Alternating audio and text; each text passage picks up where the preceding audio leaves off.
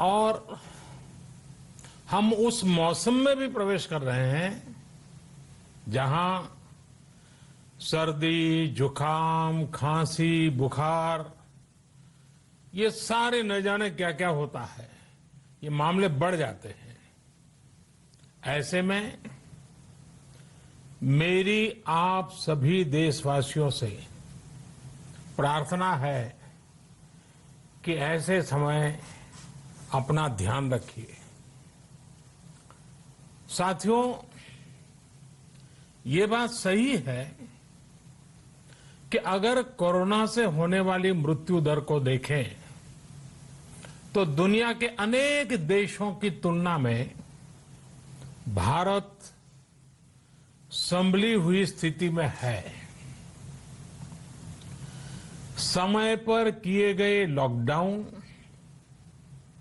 और अन्य फैसलों ने भारत में लाखों लोगों का जीवन बचाया है, लेकिन हम ये भी देख रहे हैं कि जब से देश में अनलॉक 1 हुआ है, व्यक्तिगत और सामाजिक व्यवहार में लापरवाही जरा बढ़ती ही चली जा रही है। पहले हम मास्क को लेकर, 2 गज की दूरी को लेकर 20 सेकंड तक दिन में कई बार हाथ धोने को लेकर बहुत सतर्क थे, लेकिन आज जब हमें ज्यादा सतर्कता की जरूरत है तो लापरवाही बढ़ना बहुत ही चिंता का कारण है। साथियों, लॉकडाउन के दौरान बहुत गंभीरता से नियमों का पालन किया गया था। अब सरकारों को, स्थानीय निकाय की संस्थाओं को, देश के नागरिकों को फिर से उसी तरह की सतर्कता दिखाने की जरूरत है। विशेषकर कंटेनमेंट जोन्स, उस पर तो हमें बहुत ध्यान देना होगा। जो भी लोग नियमों का पालन नहीं कर रहे हैं, हमें उन्हें टोकना होगा, रोकना होगा और समझाना भी होगा। अभी आपने खबरों में देखा होगा, एक देश के प्रधानमंत्री पर 13,000 रुपये का जुर्माना इसलिए लग गया क्योंकि वो सार्वजनिक स्थल पर मास्क पहने बिना गए थे। भारत में भी स्थानीय प्रशासन को इसी चुस्ती से काम करना चाहिए। ये 130 करोड़ देशवासियों के जीवन की रक्षा करने का अभियान है। भारत में गांव का प्रधान हो या देश का प्रधानमंत्री, कोई भी नियमों से ऊपर नहीं है। साथियों, लॉकडाउन के दौरान देश की सर्वोच्च प्राथमिकता रही ऐसी स्थिति न आए कि किसी गरीब के घर में चूल्हा न जले। केंद्र सरकार हो, राज्य सरकारें हो, सिविल सोसाइटी के लोग हों, सभी ने पूरा प्रयास किया कि इतने बड़े देश में हमारा कोई गरीब भाई बहन भूखा न सोए। देश हो या व्यक्ति, समय पर फैसले लेने से, संवेदनशीलता से फैसले लेने से किसी भी संकट का मुकाबला करने की शक्ति अनेक गुना बढ़ जाती है। इसलिए लॉकडाउन होते ही सरकार प्रधानमंत्री गरीब कल्याण योजना लेकर आई। इस योजना के तहत गरीबों के लिए 2.25 लाख करोड़ रुपए का पैकेज दिया गया। साथियों, बीते 3 महीनों में 20 करोड़ गरीब परिवारों के जनधन खातों में सीधे 31,000 करोड़ रुपया जमा करवाए गए हैं।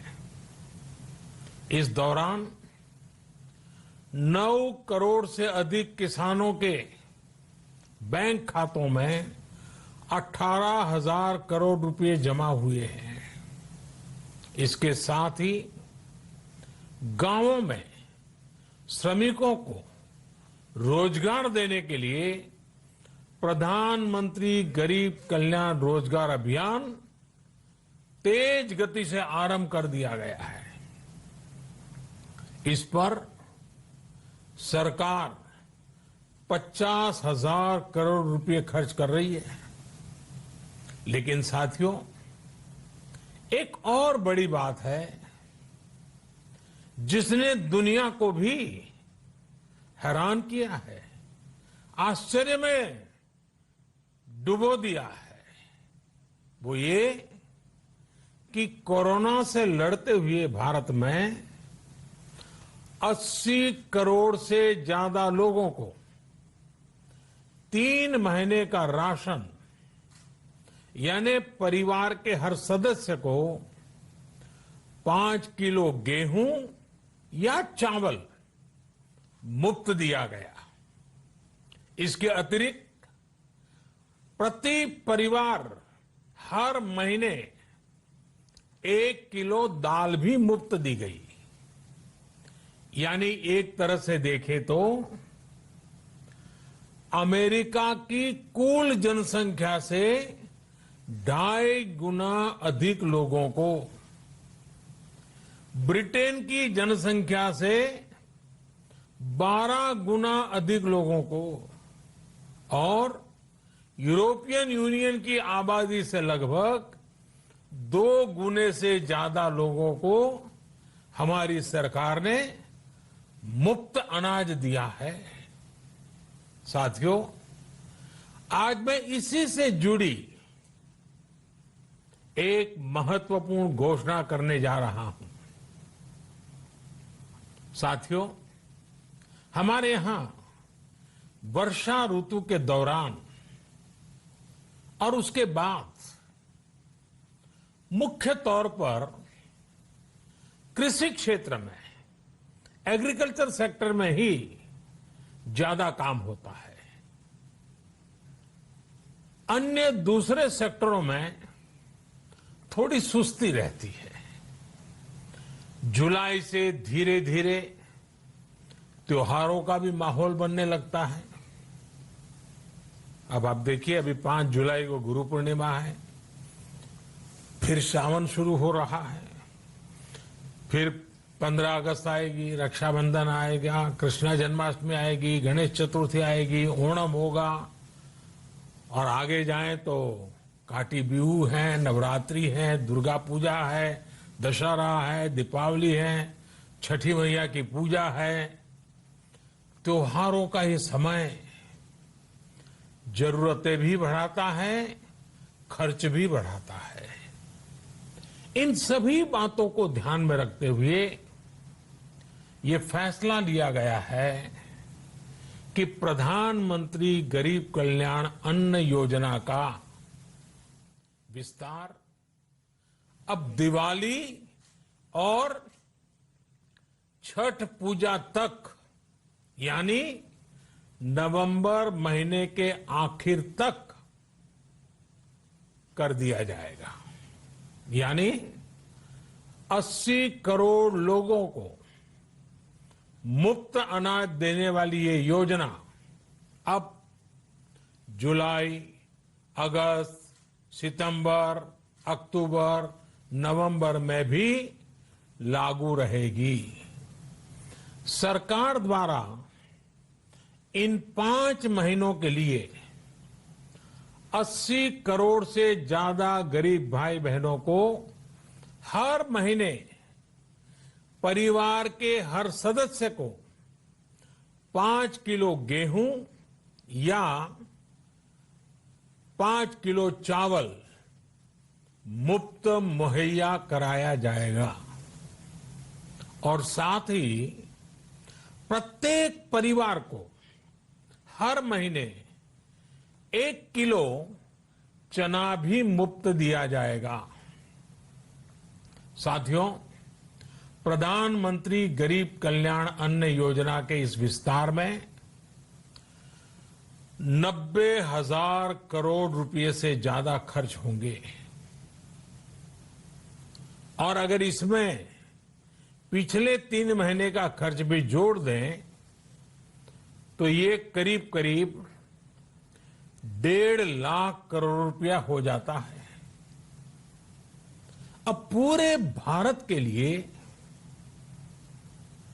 हमने एक सपना देखा है। कई राज्यों ने तो बहुत अच्छा काम भी किया है। बाकी राज्यों पर भी हम आग्रह कर रहे हैं कि इसको काम को आगे बढ़ाएं। और काम क्या है? अब पूरे भारत के लिए एक राशन कार्ड की व्यवस्था भी हो रही है, यानी एक राष्ट्र एक ration card, one nation one ration card. इसका सबसे बड़ा लाभ उन गरीब साथियों को मिलेगा जो रोजगार या दूसरी आवश्यकताओं के लिए अपना गांव छोड़ करके कहीं और जाते हैं, किसी और राज्य में जाते हैं। साथियों, आज गरीब को, जरूरतमंद को सरकार अगर मुफ्त अनाज दे पा रही है तो इसका श्रेय प्रमुख रूप से 2 वर्गों को जाता है। पहला, हमारे देश के मेहनती किसान, हमारे अन्नदाता, और दूसरा हमारे देश के ईमानदार टैक्स पेयर। आपका परिश्रम, आपका समर्पण ही जिसकी वजह से देश ये मदद कर पा रहा है। आपने देश का अन्न भंडार भरा है, इसलिए आज गरीब का, श्रमिक का चूल्हा जल रहा है। आपने ईमानदारी से टैक्स भरा है, अपना दायित्व निभाया है, इसलिए आज देश का गरीब इतने बड़े संकट से मुकाबला कर पा रहा है। मैं आज हर गरीब के साथ ही देश के हर किसान, हर टैक्स पेयर का हृदय से बहुत बहुत अभिनंदन करता हूं, उन्हें नमन करता हूं। साथियों, आने वाले समय में हम अपने प्रयासों को और तेज करेंगे। हम गरीब, पीड़ित, शोषित, वंचित हर किसी को सशक्त करने के लिए निरंतर काम करेंगे। हम सारी एहतियात बरतते हुए इकोनॉमिक एक्टिविटीज को और आगे बढ़ाएंगे। हम आत्मनिर्भर भारत के लिए दिन रात एक करेंगे। हम सब लोकल के लिए वोकल होंगे। इसी संकल्प के साथ हम 130 करोड़ देशवासियों को मिलजुल करके संकल्प के साथ काम भी करना है, आगे भी बढ़ना है। फिर से एक बार मैं आप सबसे प्रार्थना करता हूं, आपके लिए भी प्रार्थना करता हूं, आपसे आग्रह भी करता हूं, आप सभी स्वस्थ रहिए, 2 गज की दूरी का पालन करते रहिए, गमछा, फेस कवर, मास्क ये हमेशा उपयोग कीजिए, कोई लापरवाही मत बरतिए। इसी आग्रह, इसी कामना के साथ मैं आप सभी को बहुत बहुत शुभकामनाएं देता हूं। धन्यवाद। Containment zones. तो लगभग 16 मिनट का प्रधानमंत्री का ये संबोधन, जिसमें उन्होंने